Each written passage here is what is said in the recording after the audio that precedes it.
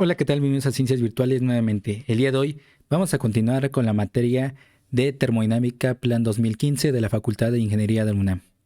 El día de hoy vamos a continuar con los problemas de la primera ley de la termodinámica, parte 4. Y bueno, siempre en todos los videos demuestro lo que son 4 problemas, de los cuales pues son obtenidos de diferentes literaturas. Para este primer caso vamos a ver del libro de Kenneth Ward Jr., de una parte de la página 73, que nos dice lo siguiente: 19. Para cada uno de los siguientes casos correspondientes a procesos de sistemas cerrados, complétese los datos que faltan. Y bueno, tenemos los incisos, ¿no? El A, B, C, D, E y F, al igual que tenemos lo que sería calor, trabajo, energía que es del sistema, la energía que entra, digámoslo así, E1, E2 y el cambio de esto, ¿no? Es decir, la diferencia entre E1 y E2. Y aquí nos dan datos, ¿no? Y aquí en el primero nos da calor, trabajo, pero no nos dan E1 ni la diferencia de E. Simplemente o sea, del sistema, la energía del sistema. Entonces vamos a hacer la solución para el primer inciso, ¿no? Sabemos que la primera ley de la termodinámica se puede escribir matemáticamente como se ve en pantalla. Un delta E es igual a un diferencial inexacto del calor más un diferencial inexacto de trabajo. Entonces, por lo tanto, aquí podemos reemplazarlo de esta forma. E2 menos E1 es igual a Q12 más W12. Porque estos subíndices 1, 2 se refiere al proceso, a la trayectoria donde se lleva a cabo esta transferencia de energía en forma de calor y de trabajo, ya sea de flecha, que es la más común. Entonces, de ello, pues vamos a quitarlo el 1 y 2, porque pues no estamos hablando ahorita gráficamente. Cuando lo veamos gráficamente, pues sí vamos a requerir esos subíndices, porque puede ser de 2 a 3, de 4 a 5, de 5 a 6, etcétera, ¿no? Entonces, aquí lo que debemos encontrar primero es E1 a partir de esta ecuación. Entonces la despejamos como se muestra en pantalla y hacemos lo pertinente, respetando siempre pues ese signo que tenga, en este caso W, por ejemplo, tiene menos 15 y E2 tiene menos 8. Por lo tanto, pues hacemos lo correspondiente, respetando los signos, como se muestra en pantalla. Entonces, por lo tanto, E1 es igual a menos 17. ¿Ok? Por lo tanto, ya podemos encontrar delta E, que sería E2 menos E1, que es menos 8 menos 17. Menos por menos es más. Entonces sería menos 8 más 17. Por lo tanto, el delta E es igual a 9. Para el inciso B ocurre lo mismo.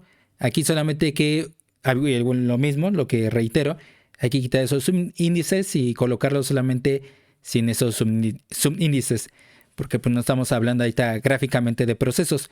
Entonces, de esta forma, ustedes pueden pausar el video para ver el resultado.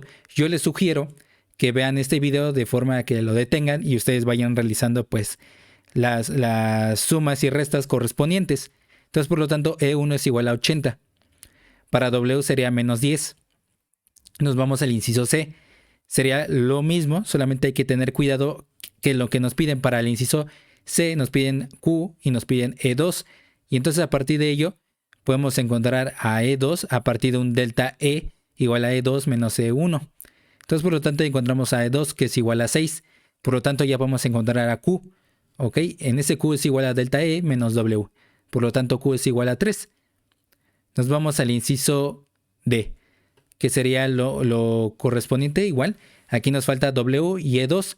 Por lo tanto, en delta E es igual a E2 menos E1 y por lo tanto ahí podemos encontrar a E2 que es igual a 39 y lo que sería W es igual a menos 4. Sería como el mismo caso anterior, solamente que aquí cambiaría a W que en cambio a Q, ¿no? Entonces, pues es lo visual que se puede comparar. Tenemos al inciso E, que aquí lo que debemos de encontrar es E2 y el delta E. Sabemos que delta E es igual a E2 menos E1 y por lo tanto ahí podemos encontrar a E2. Pero de ello surge aquí, pues obviamente compararlo con lo que sería Q más W, porque es una igualdad aquí. Entonces, de ahí podemos encontrarlo, ¿no? Entonces, E2 es igual a 35. Y el delta E es igual a 49, nada más la diferencia de E2 y lo que sería E1. El inciso F, que es el último, pues aquí lo correspondiente sería lo mismo a partir del delta E, que es E2 menos E1 y E1 es igual a 16. Q, aquí hay que tomar en cuenta que el delta E, pues aquí dice es menos 10 menos lo que sería el trabajo. Que el trabajo, como aquí lo sugiere en la tabla, es de menos 10. Entonces sería menos por menos más menos 10 más 10. Entonces sería 0. ¿Ok? Y aquí está completada ya la tabla. Bueno, obviamente los puse en rojo para ver los que hacían falta en la tabla correspondiente. Y puse lo siguiente: verificar cada caso con la ecuación de la primera ley de la termodinámica, llegar a la conclusión de que se cumpla y además analizar qué entra y qué sale del sistema termodinámico a partir de la ecuación que denota la primera ley de la termodinámica. Para el siguiente ejercicio se obtuvo de Sengel Termodinámica, séptima edición, de una parte de la página 107. Es el problema 20 de la serie que, bueno, ya se lleva desde la lista de reproducción, que nos dice lo siguiente: en un molino de maíz del siglo XIX se empleaba una rueda hidráulica de 14 metros de altura.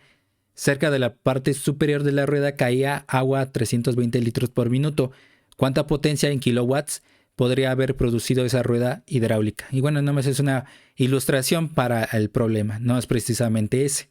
Entonces, la solución es la siguiente: a partir de esta ecuación que ya fue encontrada en la parte teórica, yo les sugiero que vean la lista de reproducción, y a partir de esta ecuación podemos encontrar lo que se nos solicita, es decir, la potencia que produce la rueda hidráulica.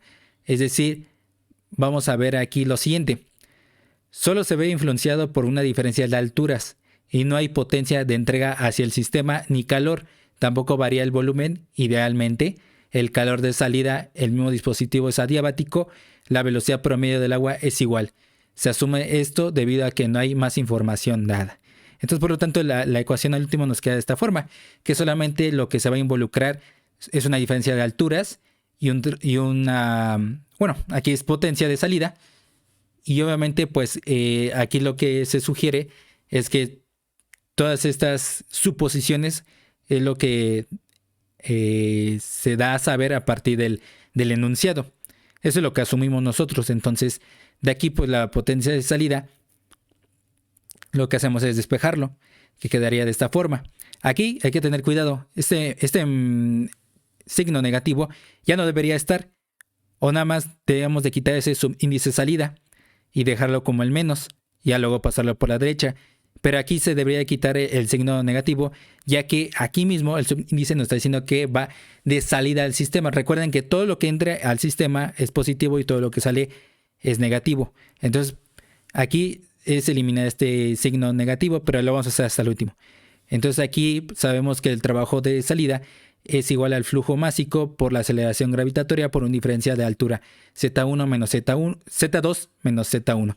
Entonces el flujo másico es igual a la densidad por el flujo volumétrico. El flujo volumétrico que aquí nos sugieren desde el enunciado es de 320 litros por minuto y lo debemos de pasar a lo que serían metros cúbicos por segundo y quedaría de esta forma como se encuentra en pantalla. Por lo tanto, pues ya podemos hacer lo siguiente y asumir lo siguiente, que en este caso se usa como fluido de trabajo el agua, ¿no? Entonces estaría a una densidad de 1000 kilogramos sobre metro cúbico, el cual el flujo másico es de 5.33 kilogramos por segundo. Por lo tanto, ya reemplazamos los valores y al último nos queda 732.022 watts.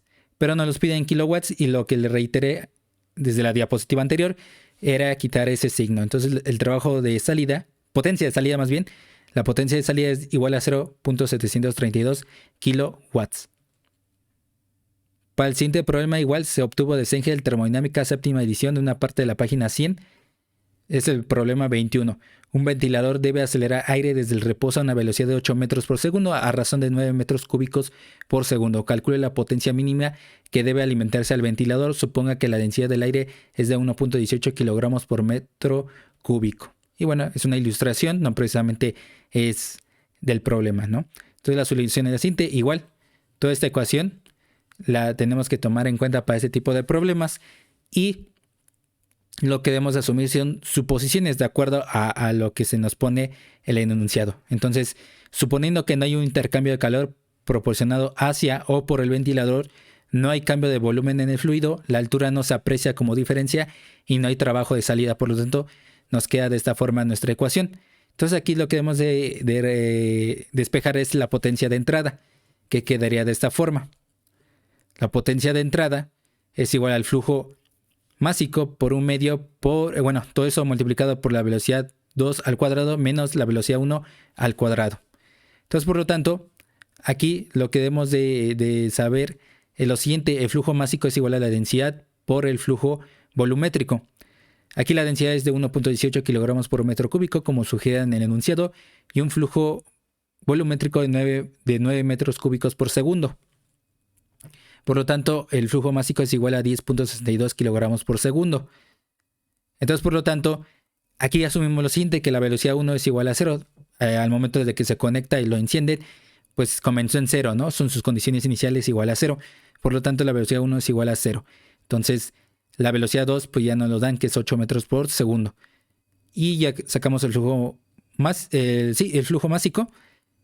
Y este 1, el medio, pues lo convertimos en decimal a 0.5, el cual el trabajo de la potencia de entrada es igual a 339.84 watts.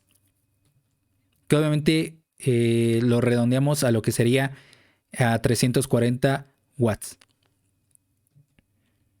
Vamos con el siguiente problema. Es de Zengel nuevamente, de termodinámica, séptima edición, de una parte de la página 107. Es el problema 22. En una central hidroeléctrica bajan 65 metros cúbicos por segundo de agua desde una altura de 90 metros hasta una turbina generadora de electricidad. La eficiencia general del turbogenerador es del 84%. Sin tener en cuenta las pérdidas por fricción en la tubería, calcule la producción de potencia en esta planta. Y pues bueno, aquí lo tenemos, esta sugerencia, esta ilustración. Y la solución es la siguiente: tomar en cuenta la siguiente ecuación, que la eficiencia de un turbogenerador es igual a la potencia de salida entre lo que sería el valor absoluto del delta de la diferencia de la potencia de todo el sistema. Entonces, donde esta diferencia de potencia es lo siguiente, ya lo habíamos trabajado con los dos anteriores ejercicios, y por lo tanto, pues asumimos lo siguiente: la velocidad promedio es constante, no hay cambio de volumen, por lo que la altura es la que cambia, y quedaría de esta forma. Entonces debemos asumir cuál es el flujo másico y cuál es la diferencia de altura. Obviamente va a ser 90 metros, ¿no? Entonces el flujo másico es igual a la densidad por el flujo volumétrico, que es, en este caso la densidad es 1000, y el flujo volumétrico de 65 metros cúbicos por segundo. El flujo másico es de 65.000 kilogramos por segundo. Y aquí pues vemos que la diferencia de potencia del sistema pues es ya lo que observamos. Y aquí sabemos que 65.000 kilogramos por segundo estaría multiplicando a 9.81 siempre y cuando sea al nivel del mar, es decir, la aceleración gravitatoria, que está en metros sobre segundo al cuadrado, y obviamente la altura es de 0 menos 90. Por lo tanto, esa diferencia de potencia del sistema es igual a 57.388.500 joules por segundo, y el negativo es debido a esta parte, a la diferencia de altura. Sin embargo, lo vamos a tener que poner en positivo porque tiene un valor absoluto, ¿no?, en la ecuación. Entonces, la potencia de salida es igual al valor absoluto de la diferencia de potencia en el sistema por la eficiencia del turbogenerador, que en este caso ya lo pasamos a positivo, esa diferencia de potencia del sistema. La eficiencia del turbogenerador es de 0.84, está el 84%, pero lo dividimos entre 100 para pasarlo a decimal, y es adimensional, recuerden, 0.84, y la potencia de salida es igual a multiplicar estas dos cantidades. Eso nos daría a 48.206.340 watts, o bien en megawatts son 48.2 megawatts. Y ese sería el resultado para este problema. El último problema, nuevamente de Zengel, termodinámica, séptima edición, de una parte de la página 107. Es el problema 23. Una bomba de aceite consume 35 kilowatts de potencia eléctrica al bombear 0.1 metros cúbicos por segundo de aceite con una densidad de 860 kilogramos por metro cúbico. Los diámetros de los tubos de succión y de descarga son 8 centímetros y 12 centímetros respectivamente.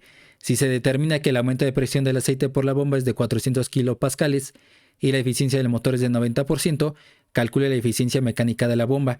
Y aquí tenemos nuestra representación, ¿no? Como lo sugiere en el libro. Entonces la solución es la siguiente. Ese diferencial de potencia del sistema es toda esta ecuación, ¿no? Entonces, y otra cosa que aclarar. La entalpía específica es igual a la energía interna específica más presión por un volumen específico, ¿ok? Y eso lo reemplazamos en donde está la H. Esa H no es altura, recuerden, es entalpía. Entonces, de ahí se sugiere lo siguiente, que el volumen específico, recuerden que es igual a 1 sobre densidad. Entonces, la energía interna específica más la presión entre la densidad es igual a la entalpía específica. Por lo tanto, lo reemplazamos, ¿no? Como se ve en la pantalla, en la diapositiva. Entonces, en este caso, la temperatura se mantiene constante, por lo que la energía interna para un fluido incomprensible, que en este caso es agua, no, es aceite, más bien, es 0. Entonces, de aquí pues eliminamos la energía interna específica y nos quedaría de esta forma. Asumimos otras cosas. No hay cambios de altura, solo de presión y velocidad. Por lo tanto, ahora sí nuestra ecuación quedaría de esta forma. Vamos a ir reemplazando. Quitamos esta sumatoria porque ya sabemos quiénes son los de entrada y salida a partir de subíndices de 2 y 1. ¿Ok? Entonces, lo que hacemos aquí es ir... lo que más que todo ir simplificando términos más bien. Entonces, aquí por ejemplo, lo que se fue realizando fue como asociar lo que sería presión 1 y presión 2 con la densidad, ¿ok? Entonces, por ejemplo, aquí fue multiplicar el flujo másico por cada uno de los términos, luego, bueno, ver cuál es el que tenía factor común e ir factorizando propiamente. Entonces, aquí el flujo másico es igual a la densidad por el flujo volumétrico y quedaría de esta forma, reemplazando lo correspondiente. La densidad es 860 kilogramos sobre metro cúbico y el flujo volumétrico es igual a 0.1 metros cúbicos por segundo y quedaría de esta forma como se ve en pantalla. Aquí el flujo volumétrico es igual a la velocidad promedio, donde está pasando ese fluido propiamente, por el área transversal. En este caso una tubería circular. Entonces, aquí sabemos que la primera velocidad es igual al flujo volumétrico entre el área transversal 1 y la velocidad 2 es igual al flujo volumétrico entre el área transversal 2. Y sabemos que las áreas correspondientes, nada más aquí como se ve en pantalla, es ver el diámetro 1 y el diámetro 2, que nos lo ponen en el enunciado, que es de 8 centímetros y 12 centímetros respectivamente. Entonces, al último, el área transversal 1 es igual a 0.00503 metros y para el área la área 2 es de 0.0113 metros. Entonces, por lo tanto, la velocidad 1 y velocidad 2, para la velocidad 1 es 19.88 metros por segundo y la velocidad 2, 8.85 metros por segundo. La diferencia de presiones es igual a 400 por 10 a la 3 pascales, ya que lo vamos a estar utilizando en el sistema internacional, por eso es que lo paso a pascales y no usarlo en kilopascales. Entonces, por lo tanto, la diferencia de la potencia de todo el sistema es igual a 26.373.65 watts, que en kilowatts sería 26.37 kilowatts. Sin embargo, eso no nos piden porque dice calcule la eficiencia mecánica de la bomba. Sabemos que la eficiencia del motor es igual a la potencia de flecha de salida entre la potencia eléctrica de entrada. Entonces, la potencia de flecha de salida es igual a la eficiencia del motor por lo que sería la potencia eléctrica de entrada. La potencia eléctrica de entrada es de 35 kilowatts porque dice que una bomba de aceite consume 35 kilowatts. La eficiencia del motor es 0.9, ya que debemos de dividir 90 entre 100. Entonces, por lo tanto, la potencia de flecha de salida es de 31.5 kilowatts. La potencia de flecha de salida es igual a la potencia de la bomba. Entonces, por lo tanto, sería 31.5 kilowatts la potencia de la bomba. Y sabemos que la eficiencia de la bomba no es más que la diferencia de potencia del sistema entre la potencia de la bomba. Y sabemos que la diferencia de potencia del sistema es de 26.37 kilowatts. Y por lo tanto, pues ya teníamos este valor anteriormente. Por lo tanto, pues aquí no podemos decir que lo vamos a pasar a watts y el otro también watts, porque está en las mismas unidades kilowatts y solamente se hace el cociente, ¿no? Correspondiente, que la eficiencia de la bomba es 0.837 o ya en por ciento 83.7 o 70%. Entonces, bueno, con esto completamos gran parte de lo que vimos en la teoría de cómo calcular eficiencias, cómo calcular potencias, cómo usar la ecuación más importante, que fue la de la diferencia de potencia de un sistema, que es la sumatoria de todas las energías. Y obviamente, bueno, la sumatoria de todas las energías que entran y salen. Y más que todo, el primer cuadro fue para reiterar la primera ley de la termodinámica. Sin embargo, eso no es tan útil porque pues solamente fue de que entra, que sale, que se suma, que se resta, pero no es algo que sea muy importante rescatar. Más que todo aquí es los problemas que hay que rescatar. Estos donde ya tenemos ya una conexión bomba-motor, ¿ok? O un turbogenerador. Entonces son los principales problemas, ya que estos van a dar continuidad a lo que serían los ciclos termodinámicos, que ustedes obviamente lo van a ver ya sea en termofluidos o termodinámica aplicada para ingenieros mecánicos, ingenieros industriales, o los mecatrónicos, si no mal recuerdo, llevan termofluidos, y bueno, los que le correspondan todas estas materias. Entonces, más que todo es saber cómo funcionan estos dispositivos. Todavía faltan otros dispositivos por estudiar, como son las válvulas, como son las toberas, difusores, y obviamente pues eso los vamos a estar subiendo de poco en poco conforme vayamos resolviendo estos problemas. Y bueno, hasta aquí se terminó el video. Solamente necesitamos que le den like, se suscriban, compartan, comenten y sobre todo que le den clic a la campanita de notificaciones para que cada vez que nosotros subamos algún video se les pueda notificar en el momento. Y si no, nos veríamos en el siguiente video. Que tengan un excelente día y semana. Hasta pronto.